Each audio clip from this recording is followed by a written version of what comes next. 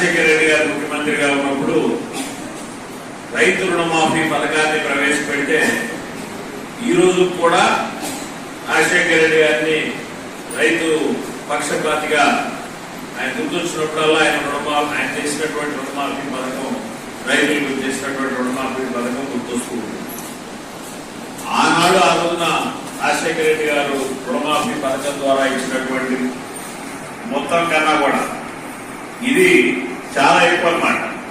అందులో పేద బడుగు బలహీన వర్గాలకు సంబంధించినటువంటి వాళ్ళు అప్పట్లో కట్టుకున్నటువంటి వివిధ ప్రభుత్వాల ద్వారా కట్టుకున్నటువంటి ఈ గృహ రుణ పథకం ద్వారా తీసుకున్నటువంటి హౌసింగ్ లోన్ తీసుకున్నటువంటి కార్యక్రమాల ద్వారా ఈ ప్రభుత్వానికి వడ్డీ రూపంలో కానివ్వండి, మరి ఆనాడు తీసుకున్నటువంటి అప్పు రూపంలో కానీ ఉన్నటువంటి రుణాన్ని మాఫీ చేసేటటువంటి కార్యక్రమంగా, అంతేకాకుండా ప్రధానంగా వాళ్ళు ఉన్నటువంటి సమస్య మన గ్రామాల్లో గ్రామ ఘట్టాల్లో ఎక్కడ కూడా గత 6-7 సంవత్సరాల నుంచి రిజిస్ట్రేషన్స్ లేవు. మన ఇల్లు మన ఇంటి స్థలాన్ని పక్కన ఎంపీఓ గారి దగ్గర నుంచి నేను పరిచయం చేసినట్టయితే ఎక్కడన్నా పొలం సర్వే నెంబరు గ్రామంలో ఉన్నటువంటి ఇంకొక పొలం సర్వే నెంబర్ వేసి రిజిస్ట్రేషన్ చేసుకునేటటువంటి పరిస్థితి వాళ్ళ యొక్క వ్యవస్థలో ఉన్నది. ఈ పథకం ద్వారా 10,000 అయితే 10,000 మనకి స్టాంప్ డ్యూటీ, ఒక చిన్న స్థలం రిజిస్టర్ చేసుకోవాలంటే 30,000 రూపాయలు స్టాంప్ డ్యూటీ ప్రభుత్వానికి కట్టాల్సినటువంటి ఆవశ్యకత ఉంది. లేకపోతే అక్కడ ఉన్నటువంటి స్టాంప్ వెండర్ ఖర్చు కానివ్వండి, ఏదన్నా కానీ 25,000 మినిమం అవుతుంది. 2 సెంట్లు 3 సెంట్లు రిజిస్టర్ చేసుకోవాలంటే 10,000 రూపాయలకి మనం రుణమాఫీ చేసి మనకి ఒక హక్కు పత్రం అంటే రిజిస్టర్డ్ డీడ్ ఈ యొక్క ఇంటికి ఫలానా వారు అధికారి అని చెప్పేసి ఇచ్చేటటువంటి కార్యక్రమాన్ని బ్రహ్మాండంగా రూపకల్పన చేశారు. ఇది చాలా అంటే పేదవాళ్ళకే కాదు ప్రతి ఒక్కరికి చాలా వెసులుబాటుగా ఉన్నటువంటి కార్యక్రమం. ఇంత మంచి కార్యక్రమాన్ని మొదట నేను కూడా తప్పుదారులో చేసుకున్నాను. తేనెతొట్టిని కల్పించాక బాబు జగన్మోహన్ రెడ్డి గారు ఈ 10,000 రూపాయలకి వేస్తే అకౌంట్ లో తీసుకుంటారు కానీ తిరిగి కట్టమంటే ప్రభుత్వం మా దగ్గర వసూలు చేస్తుంది అనేటటువంటి భావంలో ప్రతి ఒక్కరూ వెళ్ళేటటువంటి పరిస్థితి. అంటే ఆయన అభిమానించే వాళ్ళు ప్రభుత్వానికి ఓటేద్దాం అనుకున్నటువంటి వాళ్ళు కూడా నెగిటివ్ గా థింక్ చేసినటువంటి పరిస్థితి ఉన్నది. ఇది కరెక్ట్ కాదేమో అనుకున్నాను నేను కూడా. తర్వాత దానివల్ల ఉన్నటువంటి ప్రయోజనాలు ఏవైతే ఉన్నాయో వాటన్నిటినీ క్షుణ్ణంగా పరిశీలించిన పిమ్మట నేను 15-20 రోజుల నాడే ఎండిఓ గారికి చెప్పాను. ఆ రోజు ఇంకా రాష్ట్రంలో ఎక్కడ కూడా ఈ దీని మీద మిమ్మల్ని అందరినీ ఇన్వాల్వ్ చేయాలని కానీ స్థానిక ప్రజాప్రతినిధులను ఇన్వాల్వ్ చేయాలని కానీ ఆ రోజు అనుకోలేదు. అలా ఇది మంచి కార్యక్రమం, బ్రహ్మాండమైనటువంటి ప్రోగ్రాం. మీరు ఈ యొక్క విఓఎస్ ని మరి గ్రామంలో ఉన్నటువంటి మహిళా సంఘాల అధ్యక్షురాలందరినీ కూడా ఒక వేదిక మీద తీసుకురండి. వాళ్ళకి ఎక్స్ప్లెయిన్ చేసి వాళ్ళ ద్వారా మరి యొక్క మహిళలకి జరిగేటటువంటి మేలు, వారి కుటుంబాలకు జరిగేటటువంటి మేలుని మనం ప్రతి ఒక్కరికి తెలియజేసే విధంగా ప్రయత్నం చేద్దామని చెప్పి చెప్పడం జరిగింది. సరే, తర్వాత కాలక్రమేణా మరి వాళ్ళకి ఏదో టార్గెట్స్ ఇవ్వడం, రకరకాల ఒత్తిళ్లు ఉన్నటువంటి క్రమంలో మరి గ్రామాల్లో సహకరించట్లేదనేటటువంటి మాట ఎంపీఓ గారు చెప్పడం ఇవన్నీ కూడా వినడం జరిగింది. అయితే 10,000 రూపాయలకి 3 సెంట్లు ఉన్నాయి, 4 సెంట్లు ఉన్నాయి, 5 సెంట్లు ఉన్నాయి. నాకు తెలిసి మరి మీకు తెలిసిన ఏ ప్రభుత్వంలో కూడా 10,000 రూపాయలకి మనకి స్టాంపు మన పేరుతో హక్కు పత్రం ఇవ్వడం లేదు. ఎక్కడైనా చూసారా ఎప్పుడన్నా? మోసం చేస్తున్నటువంటి పద్ధతులు ఏమున్నాయో వాటిని బ్రహ్మాండంగా ప్రజల దగ్గరికి తీసుకెళ్లాల్సినటువంటి బాధ్యత మీ అందరి మీద ఉందని మీతో పాటు 1199 మంది యొక్క మహిళా సంఘాల అధ్యక్షురాల పైన ఉంది. ఈ ప్రభుత్వం మీకోసం పనిచేస్తున్నటువంటి ప్రభుత్వం. మరి ఇంత అలాంటి క్రమంలో మీకు ఒక టైటిల్ డీడ్ రూపంలో గతంలో పట్టాలు ఇచ్చినటువంటి వారైతే 4 సెంట్లు ఉంటాయి. అంతేనా? మీ గతం కాలేజీలో ఇచ్చినటువంటి వారు 3-4 సెంట్లు, ఇప్పుడు 1.5 సెంట్లు ఇస్తున్నారు. మరి వాళ్ళందరికీ కూడా హక్కు వస్తుంది కదా. మన ఊర్లో మీరు గవర్నమెంట్ ఇచ్చినటువంటి పట్టా అమ్ముకుంటే కూరకు 4 అమ్మాలి. ఒక యువతల కాలనీ ఉదాహరణ ఒక వెంకటేశ్వర కాలనీ ఉంది. ఊర్లోనేమో సెంటు 3 లక్షలు, ఆ కాలనీలో 30,000 40,000 ఉంది. 3 లక్షలు ఎక్కడ, 30-40,000 ఎక్కడ. అదే డాక్యుమెంట్ పరంగా మనకి రిజిస్ట్రేషన్ ప్రభుత్వం నుంచి రిజిస్ట్రేషన్ అయ్యి డాక్యుమెంట్ మన దగ్గర ఉంటే మన భూమి కూడా 3 లక్షల సెంట్, మనం 10,000 రూపాయలకి అప్గ్రేడ్ అవుతున్నాం. మనం కూడా రైతుల్లాగా లేకపోతే గ్రామాల్లో ఉండేటటువంటి ఇతర అగ్రవర్ణాలలాగా డబ్బులు ఉన్నటువంటి వర్గాల వాళ్ళలాగా మనకు కూడా మన ఆస్తి మీద హక్కు వస్తుంది. ఇప్పుడు నీ కొడుకే ఉన్నాడమ్మా, వాడు బీటెక్ ఎంబీఏ చేశాడు, వాడు ఏదో ఇంకా ఉన్నతమైన చదువుకు వెళ్ళాలనుకుంటున్నాడు. వెళ్ళాలనుకున్న క్రమంలో నీ దగ్గర అంత ఆర్థిక శక్తి ఉండదు, వాడికి లోన్ తీసుకోవాలి, ఎడ్యుకేషన్ లోన్ తీసుకోవాలి. నాకు కూడా ఇల్లు పొలం నేను పెడతా, నాకు ఇస్తాడు బ్యాంక్, నీకేముందని ఇస్తాడు. ఆ డాక్యుమెంట్ మన దగ్గర ఉంటే 1,00,000, 2 లక్షలు, 3 లక్షలు లోన్ తప్పనిసరిగా మన పిల్లలు ఇంకా ప్రభుత్వం ఇచ్చేటటువంటి కార్యక్రమాన్ని మించి మనం చదివించాలన్నా, లేకపోతే మనం ఇంకా ఉన్నతమైనటువంటి ఆలోచనకు వెళ్లాలన్నా, లేకపోతే ఆయన ఒక ఆటో తోలుతాడు, ప్రైవేట్ ఫైనాన్స్ లో 2.5 రూపాయలు ఫైనాన్స్ అవుతుంది. అదే మీరు గవర్నమెంట్ నేషనలైజ్డ్ బ్యాంక్ వెళ్తే 85 పైసలు వడ్డీ రేటు. నీ దగ్గర ఒక హక్కు పత్రం ఉంటే అది అడ్డం పెట్టి 80 పైసలు వడ్డీకి తెచ్చుకోవచ్చు.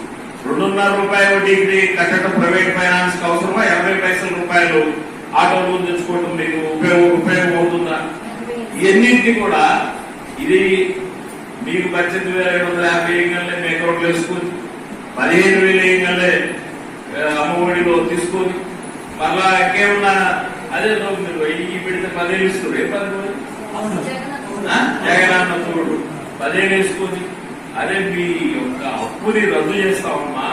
మీకు ఉన్నటువంటి మీ భూమిని, మీ ఇంటిని మీకు అధికారికంగా రిజిస్ట్రేషన్ చేసి ఫ్రీ ఆఫ్ కాస్ట్ 10 రూపాయల ఖరీదుకి రిజిస్ట్రేషన్ చేసి మీకు పత్రం ఇస్తామంటే దాని మీద వాడేవాడు చంద్రబాబు చెప్తా ఉంటాడు. చెప్పేవాడు ఆయన ముఖ్యమంత్రిగా ఉన్నప్పుడే వచ్చింది ఈ పథకం. ఆయన కూడా డబ్బులు వసూలు చేసాడు 2,000. రుణమాఫీ చేసేటోడు పోయిన 5 ఏళ్ళే చేసినాడు. ఆయన చెప్పినటువంటి వాగ్దానాన్ని జగన్మోహన్ రెడ్డి గారి వాళ్ళు తీరుస్తా ఉన్నాడు. ఇవన్నీ మనల్ని ఇంకా నేను ఖచ్చితంగా చెబుతున్నాను, ఎవరైనా అగ్రవర్ణాలలో ఉంటే బాధపడదు. ఇక్కడ పేద వర్గాల వాళ్ళకి స్వయం శక్తి వస్తే, వాళ్ళు వాళ్ళ సొంతంగా వాళ్ళ ఆస్తి మీద వాళ్ళ హక్కు వస్తే, వాడెక్కడో బ్యాంకు ఇంకో దగ్గరకో పోయి వాడు అప్పు తెచ్చుకొని వాడి కాళ్ళ మీద వాళ్ళు నిలబడతాడనేటటువంటి కుట్రపూరితమైనటువంటి రాజకీయ దురుద్దేశంతో ఈ యొక్క పథకం మీద దుష్ప్రచారం చేస్తూ ఉన్నటువంటి విషయాన్ని మీరందరూ కూడా, మరి జగన్మోహన్ రెడ్డి గారి ద్వారా లబ్ధి పొందుతున్నటువంటి మీరందరూ కూడా, వీళ్ళందరికీ కూడా మీ సంఘాల్లో ఉన్నటువంటి మహిళలందరికీ కూడా తెలియజేయాల్సినటువంటి అవసరం ఉన్నది. ఇది ఒక కుట్ర రాజకీయ దురుద్దేశంతో మీరు ఆర్థికంగా శక్తివంతులైతే తప్పనిసరిగా ఎవరి మీద, గ్రామాల్లో ఉన్నటువంటి రైతుల మీద, ఇతర వర్గాల మీద ఆధారపడకుండా మీ కాళ్ళ మీద మీరు నిలబడతారు. మీరు నిలబడితే వాళ్ళకి ఓట్లేదనేటటువంటి దురుద్దేశంతో ఈ యొక్క కార్యక్రమాన్ని తప్పుగా ప్రచారం చేస్తా ఉన్నాడు. రద్దు చేసేవాడు ఆయన ఏం చేశాడు? మీ రుణమాఫీ చేస్తారని అధికారంలోకి వచ్చినట్టు మీ రుణమాఫీ చేసిందా? అప్పుకి ఇచ్చినాడు ఏమి పసుపు చెట్లు ఇచ్చినారు, అప్పే కదా పైసలు వచ్చినాయా? పైసలు చెప్పులు చెప్పులే ఇచ్చారు, డబ్బులు కాదు కదా. పైసలు వచ్చినాయి ఎప్పుడు వచ్చినాయి? ఎన్నికలు అయిపోయాక వచ్చినాయి, జగన్ రెడ్డి గారు ముఖ్యమంత్రి అయ్యాక వచ్చినాయి. చెప్పినటువంటి మాటని, మీ యొక్క ఆర్థిక సంపత్తిని మీరు జనంలో మంచిగా బతకడానికి కావాల్సినటువంటి అవకాశాలని అడిగినవి అడగనేవి కూడా చేసుకుంటూ వస్తున్నటువంటి క్రమంలో మీరందరూ కూడా ఆయన యొక్క చేపట్టినటువంటి యొక్క ప్రోగ్రాం ఏదైతే ఉందో దాన్ని పెద్ద ఎత్తున ప్రజల్లోకి, ప్రచారంలో తీసుకువెళ్లి పేద వర్గాలకి ఆస్తి హక్కు కల్పించేటటువంటి ఏకైక ప్రభుత్వం, ఏకైక లక్ష్యంతో జగన్మోహన్ రెడ్డి గారు చేపట్టినటువంటి యొక్క ఓటీఎస్ పథకాన్ని అద్భుతంగా జనం దగ్గర తీసుకెళ్ళండి. ఎంపీఓ గారిని అడిగారు, అందరూ 1,200 మందిని మిమ్మల్ని 38 మందిని 1,240 మందిని పిలుద్దాం. ఎందుకంటే ఈ ప్రభుత్వం ఆఖరికి ఇంటి పట్ట కాడి నుంచి మీకు వేసే అకౌంట్ లో ఒక్క రైతు భరోసా తప్ప ప్రతి ఒక్క పథకాన్ని మహిళల అకౌంట్ లో వేస్తున్నటువంటి ప్రభుత్వం. ఆయన వల్ల లబ్ధి పొందుతున్నటువంటి మీరు ఈ యొక్క పథకాన్ని ప్రజలకు వివరించడంలో మీరే ప్రధాన భూమిక పోషించాల్సినటువంటి ఆవశ్యకత ఉన్నది. మీ ద్వారా ఈ ప్రభుత్వానికి చెడ్డ పేరు రాకుండా ఈ యొక్క రుణ విముక్తులై మీ ఆర్థిక స్వావలంబనాన్ని పెంచుకునేటటువంటి ఒక అవకాశం కల్పించేటటువంటి ఆలోచనలు మీరు జనానికి తీసుకెళ్లాలనేటటువంటి ఒక లక్ష్యంతో ఏర్పాటు చేయడం అడగడం జరిగింది. అయితే రేపు వెల్లుండి టార్గెట్ ఫిక్స్ చేసినటువంటి క్రమంలో సోదరులు సడన్ గా మీ వరకే పెట్టడం జరిగింది. డెఫినెట్ గా వారి టార్గెట్ పూర్తయ్యాక నేనైతే చెప్పాను, గ్రామం వెళ్దామన్నా వెళ్ళి ఎవరైతే అక్కడ డబ్బులు కట్టాల్సినటువంటి వారు ఉన్నారో వాళ్ళని మోటివేట్ చేయండి. ఏది గ్రామ పంచాయతీ అలా అదేవిధంగా వాలంటీర్స్, సెక్రటరీ సిబ్బంది ద్వారా వాళ్ళని మోటివేట్ చేయండి. డాక్రా మహిళల ద్వారా వాళ్ళని మోటివేట్ చేయండి. వాళ్ళు ఎందుకు కట్టాలి, కట్టే వాళ్ళకి సరిగ్గా లబ్ధి మీరు వివరించలేకపోతే నేను వివరిస్తాను, వాళ్ళ చేత కట్టిస్తాను, నేను తిరుగుతాను 10-15 రోజులైనా సరే పెట్టడం అంతా కూడా అని చెప్పేసి ఎంపీ వారికి చెప్పడం జరిగింది. రావడం ఆలస్యం, ఏ రకంగా డబ్బులు కట్టడో చూద్దాం, కడతారు అందరూ. ఇది మనం ఉద్యోగస్తులుగా ఒక బాధ్యతగా టార్గెట్ గా మాట్లాడటం కాదన్నా, మనం ఆ వర్గాలకు చెందినటువంటి వాళ్ళని, ఆ వర్గాల నుంచి ఒక ఉన్నత స్థాయికి వచ్చినటువంటి వాళ్ళని, మన వర్గాలకు చెందినటువంటి వాళ్ళకు జరిగేటటువంటి నష్టాన్ని సమర్థవంతంగా వాళ్ళకి తెలియజేసి వాళ్ళని యొక్క సిస్టమ్ లో భాగం చేయాల్సినటువంటి బాధ్యత మీ మీద మా మీద ఉంది. మీరు ఆ దిశగా ప్రయాణం చేయాల్సినటువంటి ఆవశ్యకత ఉందని మీకు కూడా ప్రత్యేకంగా తెలియజేసుకుంటూ చాలాసేపు మాట్లాడినట్టున్నా ఇది, ఎందుకంటే నాకు కూడా ఇది హృదయకరించినటువంటి అంశం. ఇంత చేస్తున్నటువంటి ముఖ్యమంత్రి గారు మీరు ఇచ్చేటటువంటి 10,000 ఒక సింపుల్ రిజిస్ట్రేషన్ తల్లి 20,000 తక్కువ రిజిస్టర్ ఆఫీస్ కాడ ఏమైనా రిజిస్ట్రేషన్ విన్నారా మీరు? ఎప్పుడన్నా 10,000 రిజిస్ట్రేషన్ విన్నారా? 10 రూపాయలకి మన ఆస్తిగా ఇస్తామంటే దాని మీద దుష్ప్రచారం ఏంది? వాడు ఎప్పుడేంది జనం నమ్ముడేది? మీరు అడగకూడదని అకౌంట్ లో పైసలు వేస్తున్నటువంటి ముఖ్యమంత్రి మీరు ఇచ్చేటటువంటి 10,000 ఈ ప్రభుత్వాన్ని రన్ చేయాల్సినటువంటి ఆవశ్యకత ఉంది అని మీరు అనుకుంటున్నారా? లేదు కదా. ప్లీజ్ మీరు, నేను ఏదైనా మిమ్మల్ని బాధ పెట్టే మాట ఏదైనా మాట్లాడుంటే క్షమించండి. ఎవరు మా అమ్మాయి కూడా చెప్తుంది, నేనేమలేదు అమ్మాయి. అందరూ కూడా మంచి మనసుతోటి ఈ యొక్క ప్రభుత్వాన్ని 2024లో ఆయన ఓటేసి మీరు రుణం తెచ్చుకోవటం కాదు, ఈ పథకాన్ని సపోర్ట్ చేసి జగన్ రెడ్డి చేసేటటువంటి ఏ కార్యక్రమమైనా పేద బడుగు బలహీన వర్గాల కోసం చేస్తున్నాడు అనేటటువంటిది ఈ యొక్క భారతదేశం మొత్తానికి ఒక సక్సెస్ఫుల్ మోడల్ గా ఈ ముఖ్యమంత్రి ఉండే విధంగా మీరందరి యొక్క ఆశీస్సులు, దీవెనలు ముఖ్యమంత్రి గారికి ఉండాలని, ఈ ప్రోగ్రామ్ సక్సెస్ఫుల్ గా జరగాలని కోరుకుంటూ నాకు అవకాశం ఇచ్చినటువంటి సోదరులు ధన్యవాదాలు తెలియజేస్తూ సెలవు తీసుకుంటాం.